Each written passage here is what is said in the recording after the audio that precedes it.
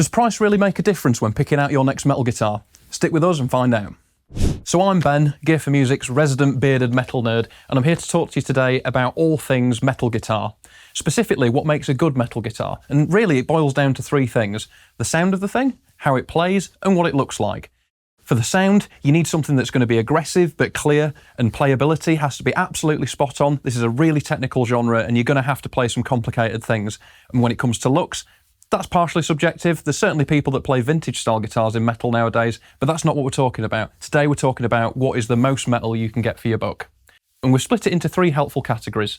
We're looking at guitars up to £500, £500 to £1,000, and then £1,000 plus. Let's dive in.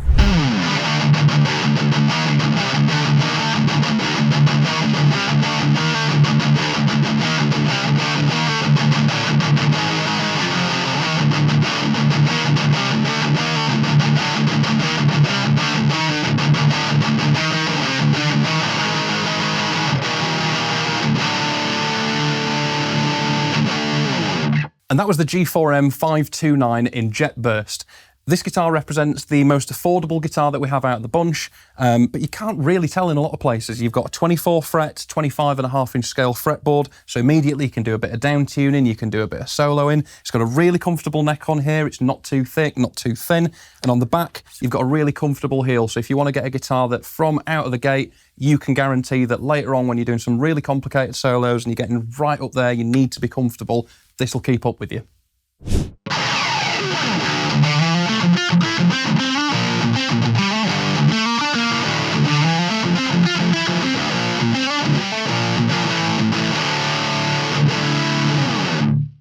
So next up we have the S400 from Spira Guitars in satin dark green, which is an awesome finish in my opinion. Some really cool things about this guitar. It makes for an absolutely formidable mod platform, and that's because they've got all of the really core fundamental things right. So things that you're not going to be able to change, like the neck and the body wood. So the neck is maple, but they've roasted it, and the body is poplar, but they've roasted that as well. That gives this the feel and the sound of a guitar that's been aged, but this is literally straight out of the box. I haven't even set this thing up, I've just tuned it, and you can see it's an absolutely killer sound that you get out of this thing. And that's in part also because of these ceramic pickups that it has, really high output, but super clear. And say that this is, again, a really quite budget guitar. I'm pretty impressed with those. Something else to make a note of is on the back of the headstock, you've got lock-in tuners. Again, at this price point, that's fantastic to see. And just a little tidbit that Spira does on all of the guitars is they include a little fret wrap here, so you don't get any of the annoying harmonics while you're trying to shred. That's a win for me.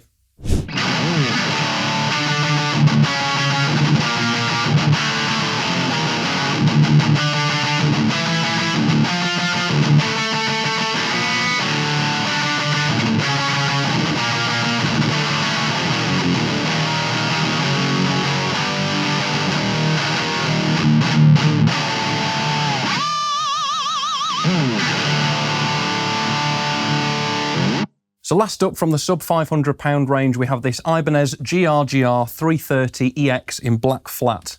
For a start, black flat just looks really, really metal, and I absolutely adore the fretboard and how they've put the black inlays on top of the black fretboard. That's just infinitely cool.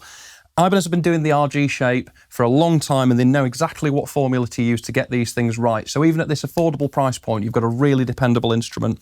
We have two humbucking pickups that you can split down to single coils using the 5-way selector switch, which is really nice if you need a bit more variant in your tones. We've also got a 24 fret fretboard, and Ibanez are known for their really thin shreddy necks. This guitar is no exception. Last but not least, we have this double locking tremolo system. Again, Ibanez have been making their own proprietary trems for years now, and this thing is absolutely rock solid. Check it out.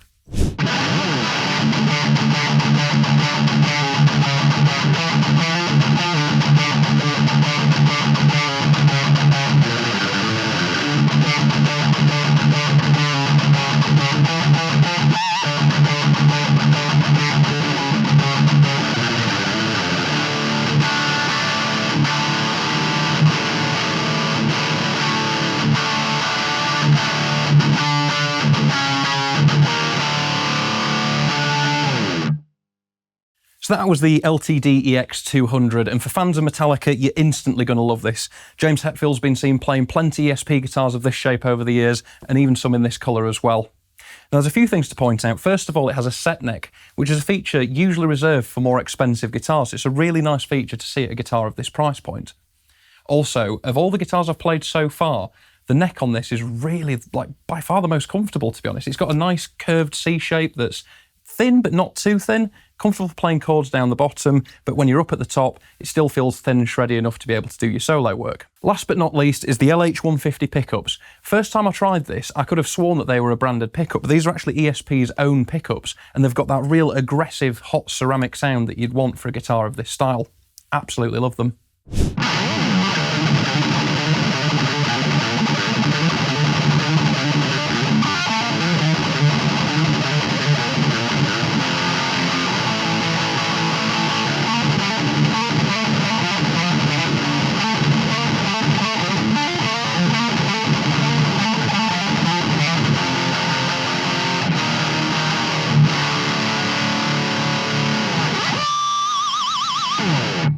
That was the Jackson X-Series Warrior WRX24 in satin black. Now, this is a guitar built for shredders. The shape says it all, but before we get to that point, let's just have a look at my favourite feature, which is this neck-through body construction. You don't get that on many guitars at this price point, but what effectively it means is that the piece of wood going through the neck continues through into the body, and that just provides you with much more sustain. The neck itself is a really thin, slightly D-shaped, but very, very thin, shreddy neck. This is perfect for if you're wanting to play solos continuously, and what's more, it has a Floyd Rose special trem. So if you're the kind of guy that shreds a lot over here and tremolos a lot over there, this will keep up with your pace. Last but not least is the body shape. It is absolutely a metal guitar from the ground up, and Jackson have achieved this body shape by taking their headstock and then rotating it, enlarging it, and creating this unique X-style body, which I think looks amazing.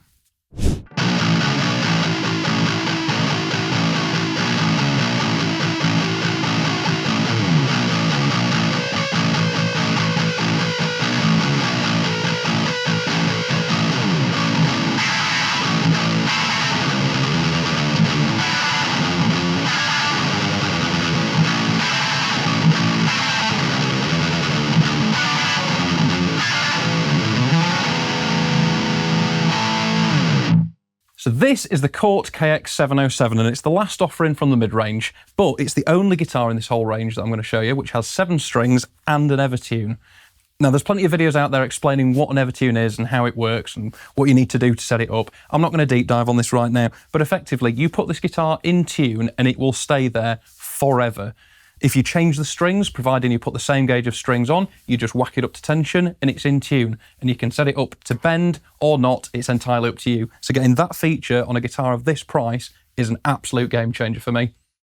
So looking over at the neck, we've got 24 stainless steel frets, and down the side of the fretboard, we've got luminous dot markers, which again, talking about this thing as a gigging instrument with the Evertune, the reliability of that, being able to see where you are on a dark stage is absolutely invaluable. The last thing for me going over to the pickups is you've got a set of Seymour Duncans here. This is a Sentient and an Nazgul, and for a 7-string, they are just designed to sound absolutely monstrous. This thing certainly does. Oh, and before we move on, one cheeky little feature of this, it's the only guitar, except for one more in this range, right at the very top, that comes with a gig bag. It's worth bearing in mind. So that was the mid-range marvels. Now we're on to the premium powerhouses. All of these guitars are £1,000 or more, and they are designed to be perfect for intermediate and professional players alike. We're going to start off this range with the ESP LTD EC1000 in gloss black. Let's see how it sounds.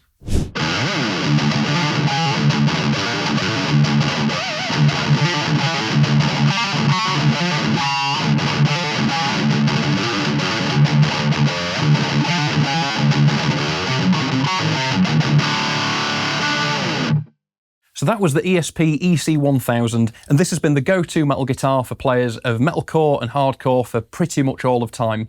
If you've ever seen one of those bands before, chances are there was someone on stage playing one of these. And it's easy to see why. If you like that single cut body shape and you're used to the 24.75-inch scale length that normally comes with that, this guitar will feel right at home for you. 24.75-inch scale length on a metal guitar is an interesting choice. People normally go longer scales for detuning, but in this case, I think players maybe with smaller hands or want to play slightly more complicated riffs on a guitar of this style, it just makes it all a little easier to do. What's more is you've got a genuine Tone Pros Lockett bridge, and you've got EMG 81 and 60 pickups. That's the tried and tested style that James Hetfield fell in love with, and we've all been listening to that metal sound ever since, thanks to these things.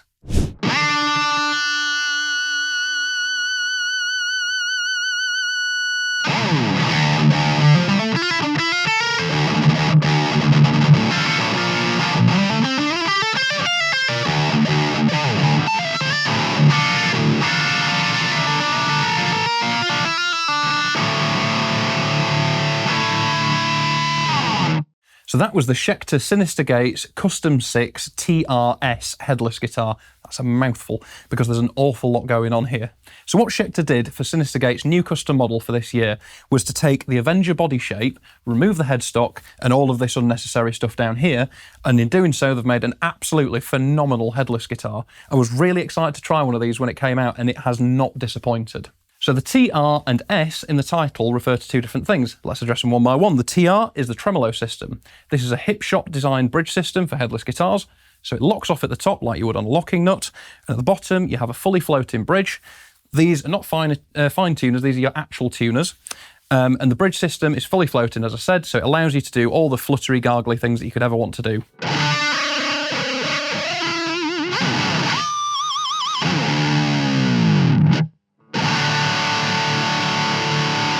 How's that for stability? Then let's move on to the S. The S stands for Sustainiac, which is this thing here in the neck pickup position. So what is a Sustainiac system? Well, effectively, it allows you to play a note, and as long as the battery's on and powered in the guitar, that note will sustain forever. You control it with these two switches at the bottom. Your first is simply the on-off switch for the system. The second allows you to go from infinite sustain to a mix to full harmonic resonance. This means feedback levels of sound here. Let's give it a go. So I'll turn the system on.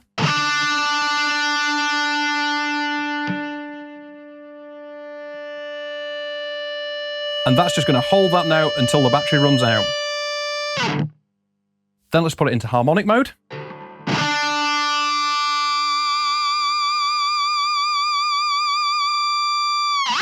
And you've got that instant amplifier turned up to 11 feedback sound on tap. How cool is that?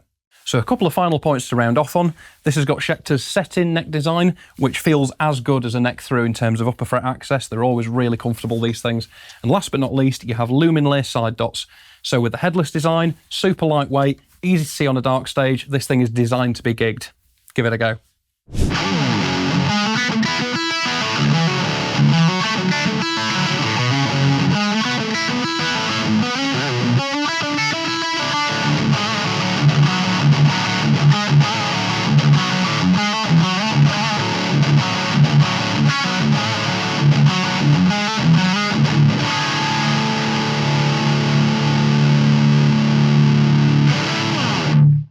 So that's the Music Man Kaizen in Apollo Black. Now this isn't just a Music Man, this was co-designed by Tosin Abasi, who is the guitarist famous for his Project Animals as leaders. Now you can tell, because this has got Tosin written all over it, every single element of this guitar is designed to make complicated playing as easy as is physically possible. Let's start with the neck, because that's what jumped out to me first. You've got this absolutely gorgeous quilted or possibly flamed roasted maple, and it's covered with a gunstock oil. It's just a really nice smooth satin finish. It's absolutely glorious to play. On the headstock, we've got these Steinberger locking gearless tuners. They're there to give you this perfectly straight string pull onto the headstock, which allows for better tuning stability, and it just means that they're easier to kind of work with on a day-to-day. On the nut side of things, this nut is not actually perfectly cut straight. It looks kind of wiggly. The reason for that is also that it's going to give you perfect intonation, or as close as is humanly possible with a straight fret, and it certainly holds its tuning fantastically well as a result. Moving down, you have a multi-scale fretboard. You've got 25.5 inches on the low string to 24.75 inches on the high string. What that means in practice is when you're playing, you've got more kind of bend and flexibility with the higher notes, and the frets are closer together. And it means that the full scale at the bottom on your low string, 25.5 inches, is perfect for if you want to down tune or just have a bit more tension in there to hold that rhythm when you're playing tighter, chuggy riffs. The weirdness continues further down the neck. You'll probably have to pick one of these up to really understand what I'm about to tell you, but the fretboard is infinite radius, so it's flat, which means that there's no curve to it, and that feels different. I can't tell if it's better, but it's definitely different. And as you move up the neck, the neck actually twists. Now, it's not warped, that's intentional. It's to make the top of the fretboard more visible to the player while you're playing live. It also relaxes your wrist as you're playing, I've found as well, makes it a little bit more comfortable for shreddy, notey kind of things. And that's a totally unique thing for this guitar. I've never seen that on a mass-produced instrument before. That's really impressive. Moving down to the pickups, you've got another collaboration. Music Man and Toast and DeBassi have designed these pickups, which is a humbucker in the bridge and a mini humbucker in the neck. The string separation, the clarity, the definition from these is astounding. You really need to listen to these in the flesh.